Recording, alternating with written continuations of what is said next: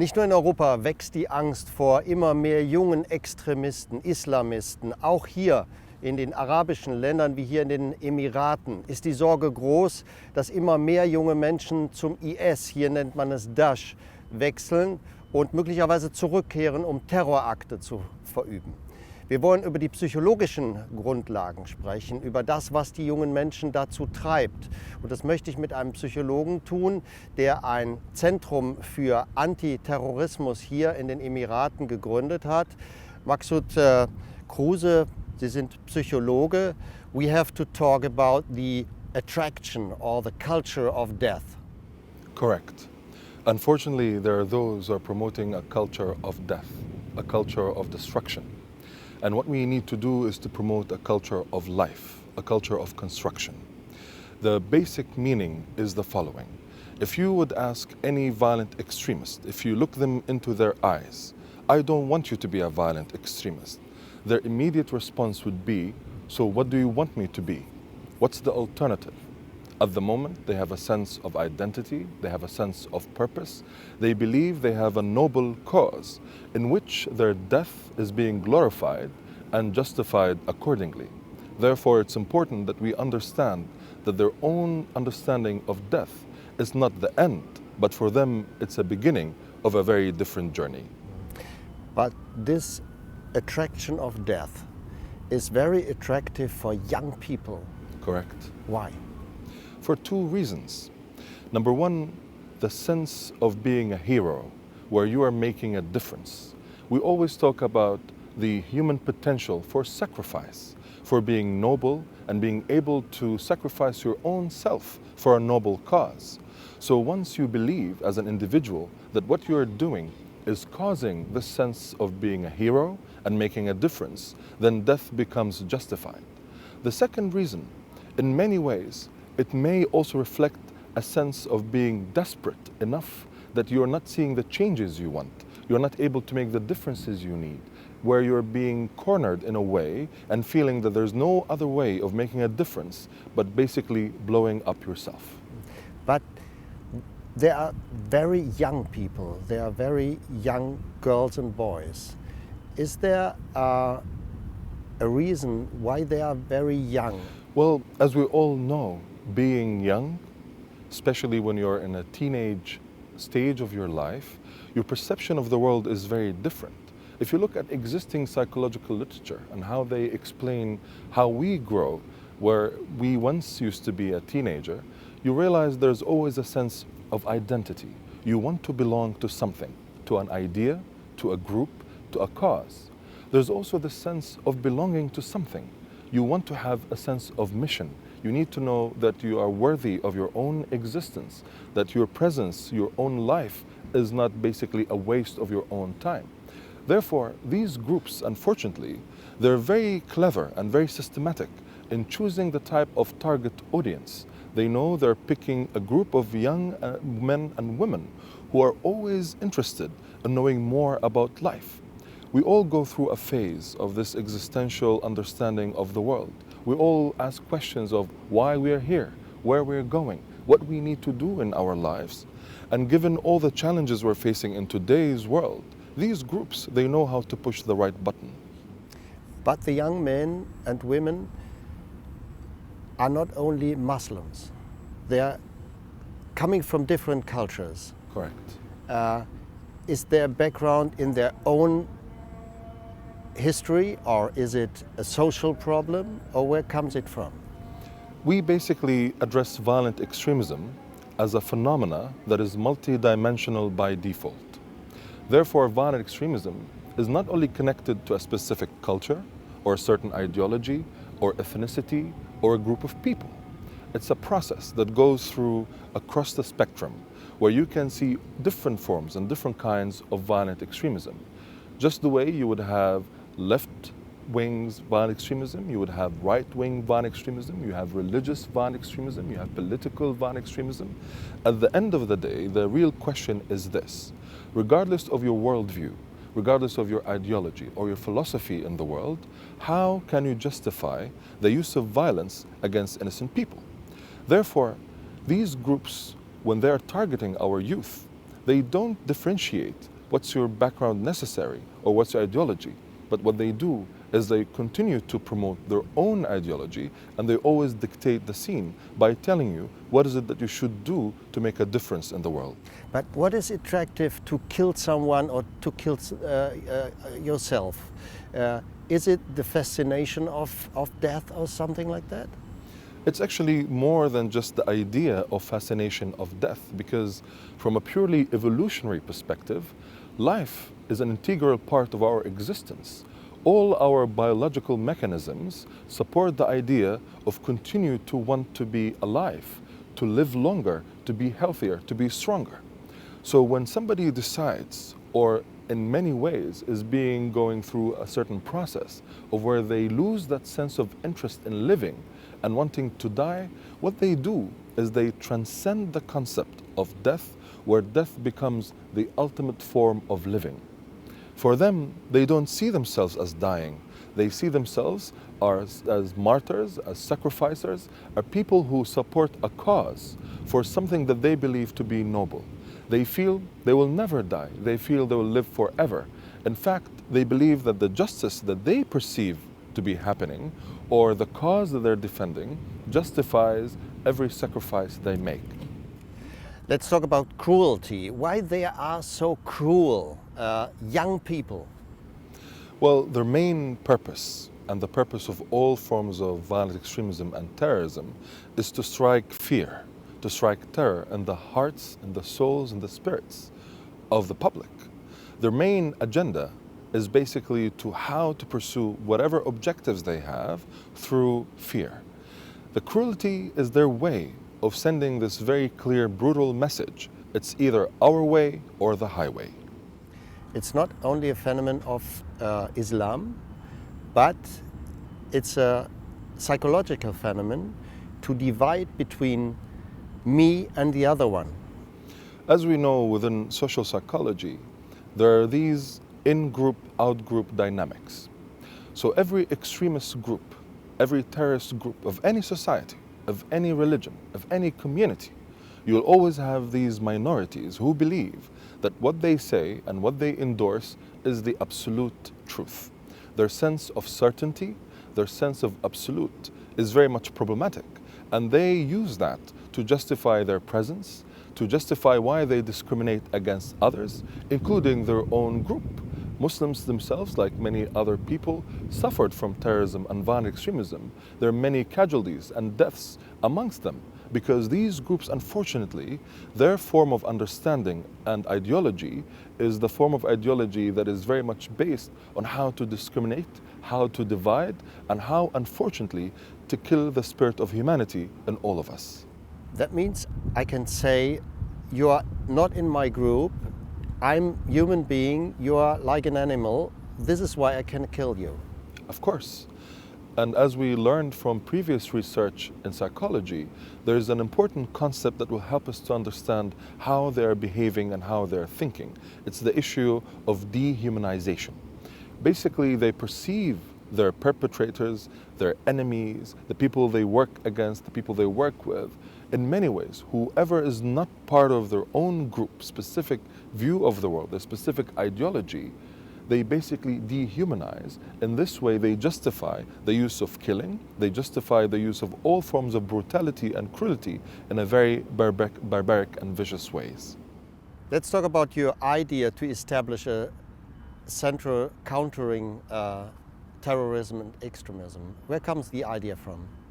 Well, the idea for the establishment of the center came during a meeting that took place in September 2011, when 29 governments plus the EU gathered in New York to form the Global Counterterrorism Forum, the GCTF. And the main purpose of this forum is to unify global efforts to counter terrorism. There were two important discussions during that meeting which led to the creation of the center. The first discussion was that there was a realization that using military, policing, security approaches alone is not enough in countering violent extremism. We need to go deeper to understand the phenomena. What's the role of psychology in creating the phenomena? What's the role of sociology, economy, history, religion, politics? Therefore, there was an understanding that violent extremism is multidimensional and there is no one cause or factor that will explain the phenomena.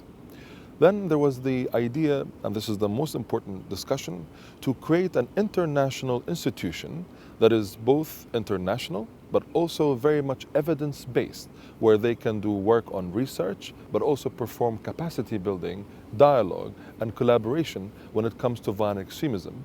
This is where the idea of the International Center of Excellence for Countering Violent Extremism emerged, known as Hedayah. But talking about different issues, they are combined with the problem of terrorism or extremism. Why religion has such an importance? For many reasons. A, it's important that we understand that there is a process for anyone to become a violent extremism. You go through different steps. If you look at it as a process, we realize that all forms of extremism starts with an idea. This idea immediately triggers an emotional response. This emotional response leads to a certain behavior that we can call a violent extremist behavior or even the act of terrorism. Religion, like any other great idea, a social phenomena, has its level of importance where people endorse that view of the world in a very sacred manner, in a manner that makes people believe that what they're doing is for good. But obviously, not all religions, in many ways, are basically representative of this sort of idea. In many ways, we have also the issue of ideologies. We have the issues of certain philosophies. Basically, it's your worldview that dictates how you perceive it and how you approach it. Why Islam is so attractive for the people they want to be terrorists or extremists? I think we need to distinguish between two important elements. The first element is the right of the people to choose their worldview, their lifestyle, how they want to relate to their own existence, how they want to explain their presence in the world. And obviously your choice of religion, your choice of lifestyle, your choice of how you want to behave and live in this world, obviously it's a choice that is entitled to all humans. You can choose to be religious or not religious. You choose to endorse religion 1 or religion 2 or religion 3. Basically, this is a choice that you have the right to exercise. Number 2, when it comes to a certain ideology or a certain religious views that are unfortunately associated with the act of terrorism and unfortunately the violent extremism component of it, that's unfortunate because these specific groups, they're the ones who claim that they're associated to a good religion or a certain ideology.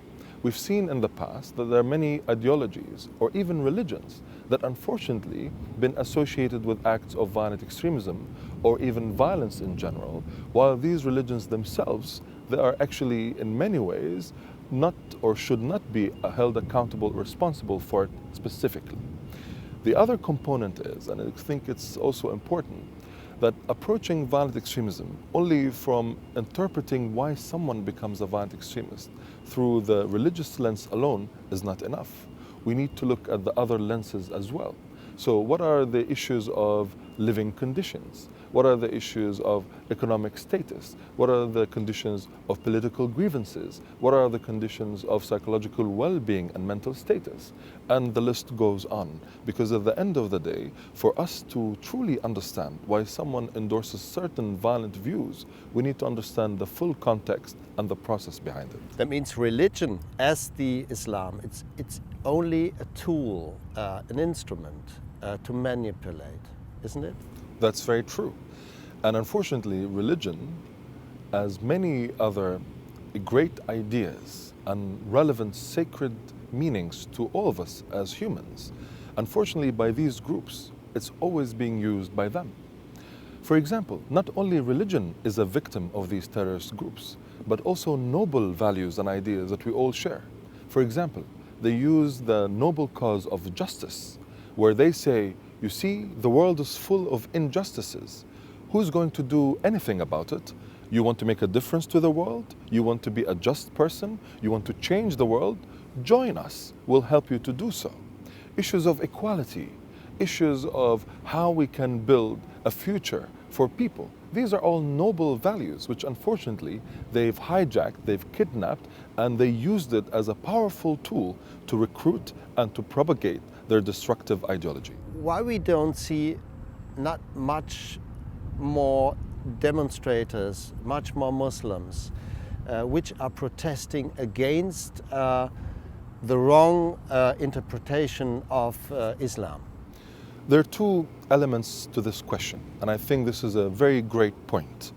The first element, there are many initiatives that have been taking place in order to always confirm and reassure that Islam as a religion is a religion of peace, a religion of tolerance, a religion of coexistence. But unfortunately, maybe the efforts made to communicate this to the non-Islamic world need to be improved and need to be enhanced. And let me give you a few examples in this regard.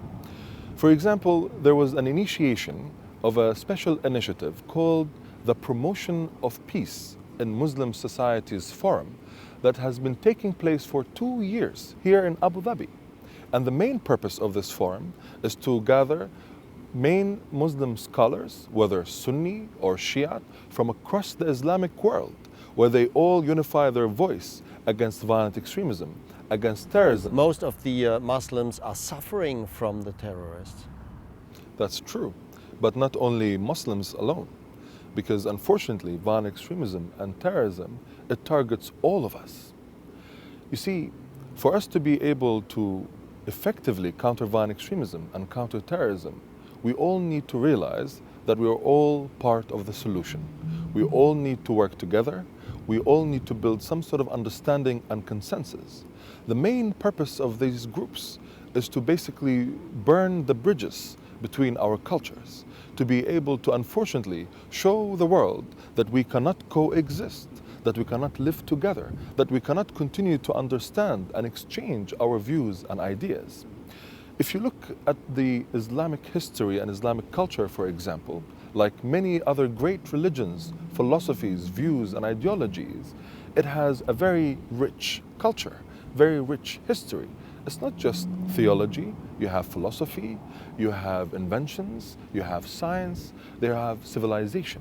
Therefore, all humanity is part of the bigger successful story of our own existence, in which we need to do something about these groups who are unfortunately trying to tell us we cannot live together. I will see in every car in the UAE in a short time a signal which means not in my name as a Muslim. Why we don't see these signals? I would say we've seen them in many times. The very fact that we're having this interview is one way of showcasing how the UAE, as an example, is hosting these different initiatives, which always singling this important message that terrorism should not be in my name as a Muslim, should not be in my name as a Christian, should not be in my name as a Jew, should not be in my name as an atheist, should not be in my name as a human. Because terror and violent extremism does not represent the values of humanity and coexistence. But it also means that at the end of the day, both of us, both cultures, both worlds, all of us need to continue to open our ideas, our hearts, our minds, to continue to learn about each other, but most importantly, to focus about the future, about tomorrow. You see, we can always look in the back and we can always point fingers, but the real effort, the real question is, what is it that we want for all of our generations to come? What type of future we want for your children, my children, for all of our children? You're chief of the Center of Countering Violence, Terrorism. Are there any solutions for the phenomenon of terrorism, extremism? First of all, we need to be very realistic on how we deal with this phenomenon. If you ask any criminologist, would you have a society that has zero crime? The natural response would be, that's almost impossible. Why? Because it's part of the human condition. Unfortunately, deviant behavior, criminal behavior, is part of the human condition. So the aim and the target is not to find one solution for all problems, or even find one tablet for all diseases, But what we need to do is to work together to come up with certain ideas, but most importantly, be creative in our initiatives on how to make a difference. Let me give you some examples. We always talk about the importance of critical thinking and education and what it actually means. And this is one of the main initiatives that we work at Hedayah. Basically, we've produced a memorandum called the Abu Dhabi Memorandum on the role of education in countering violent extremism, how the critical thinking process works, and how to help people to learn more about themselves, but also about each other. There's also the important issue of communications. The main challenge that we are facing always is that the other groups, the terrorist groups, they dictate the communication stage on social media. When it comes to how they unfortunately influence our youth, they always tell you the following. You see, we have these atrocities happening in the world. If you want to make a difference, if you want to change, join us. We'll help you to do that. What we need to do as an important solution, not to counter the message. The problem is in the idea of countering. We need to go beyond that. We need to create an alternative message. We need to be more forward thinking. We need to be creative and innovative in our own way. We need to promote the ideas of cultural intelligence, that I can understand differences between cultures, that I can allow different ideas to take place. We need to be able to promote this need for a culture of life, the idea that I can always create new approaches to express my opinions, to make the change and the difference I need in the world. Obviously, the way is still long, and obviously we need all the efforts to work together. Hedayah is only one initiative in this direction, but we need everyone, we need all of us to be part of this important mission. You described education as one of the elements of solution. Are there other elements? Yes, there are actually many elements that we can focus on as part of the solution. For example, we at Hedayah, we are focusing on different themes or topics that will allow us to look at the phenomenon of violent extremism from different angles, from different perspectives, what it actually means and how we can understand. For example, we ask questions like, what's the role of women? What's the role of families? What's the role of us as a society, as a community in dealing with this? You see, you cannot deal with violent extremism only relying on the government or the police or the security. You need all of us. So everyone is part of this. We've seen, for example, that the issue of women is extremely important. As a prevention, as a solution, but also, unfortunately, and we've seen that some women, they're also involved in acts of violent extremism. Therefore, we need to address that and understand that in order to come up with different ideas and solutions. There's also the issue of how to build a national strategy to counter violent extremism. We see different countries, for example, trying to put strategies on countering terrorism. But can we come up with a strategy that includes the community leaders, NGOs, civil society, where everyone can contribute to countering violent extremism more effectively and also in a very constructive and positive way? Let's talk about your personal approach. You are something like a multicultural man, because you are half German, your father comes from Hamburg, and you're the best example for combining two cultures. Is that one of the reasons why you are very interested in this phenomenon? Yes, I am. And just to correct, he's actually from Berlin, to be more specific. And yes, it's very true. You see, I come as a direct result of a German father and a UAE Arabic mother. And I usually tell people, when they meet with me and they know about my background, how would you actually describe me? How you would actually classify me? Am I white or black? Am I European or Arab? Am I Christian, Muslim, Chrislam, or none of the above? And I always like to quote Socrates on this, where he says, I'm not an Athenian nor a Greek, I'm a citizen of the world. This sense of global citizenship is extremely important. Your sense of connectedness to the values of humanity, to the global world we're living in is extremely important. You see, if people like myself, who are genetically are a hybrid, are a combination, a merger of two great cultures and civilizations, I think all of us as humans can always continue to merge, to work together, to collaborate, and to build a better future for all of us. One of the questions at this time is how to reintegrate the IS or the Daesh fighters into a society again. Is there any idea how it could work? Of course. Basically, we need to ask ourselves from the very beginning why they've joined these groups and why they found them appealing. They are looking for a sense of belonging.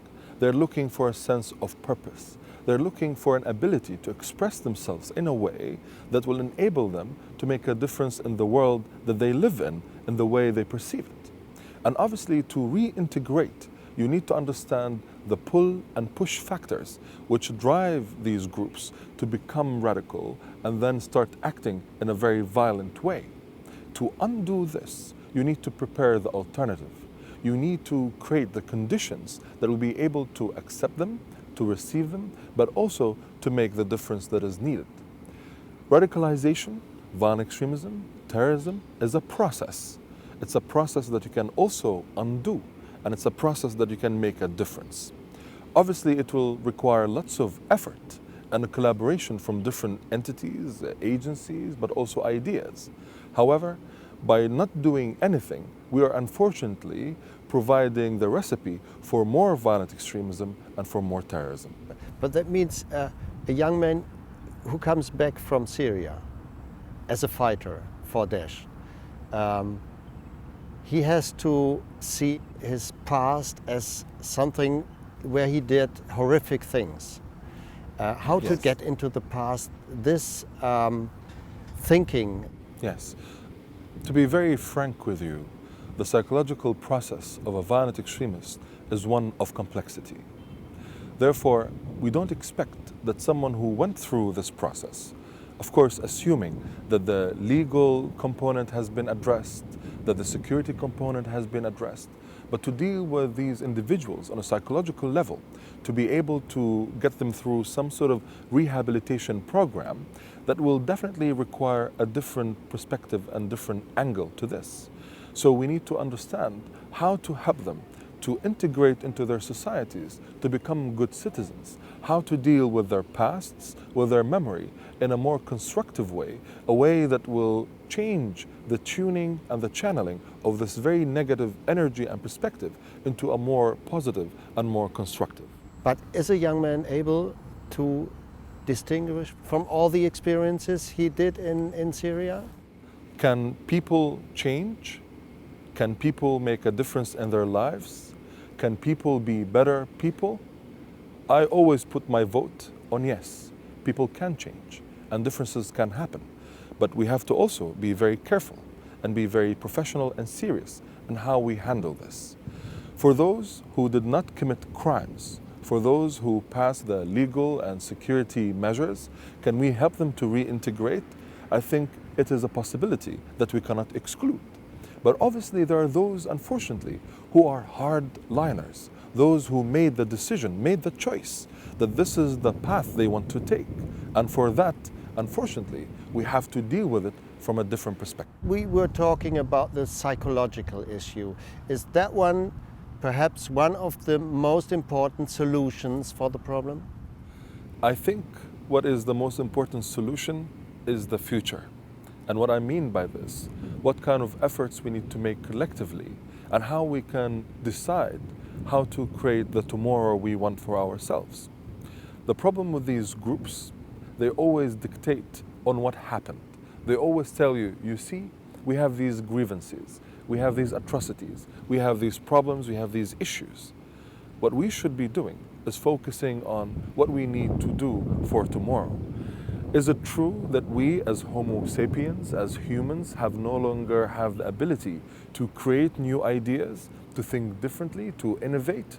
I totally disagree with this. In fact, I describe myself as a stubborn optimist. And by that I mean that reality is not static. Reality is not absolute.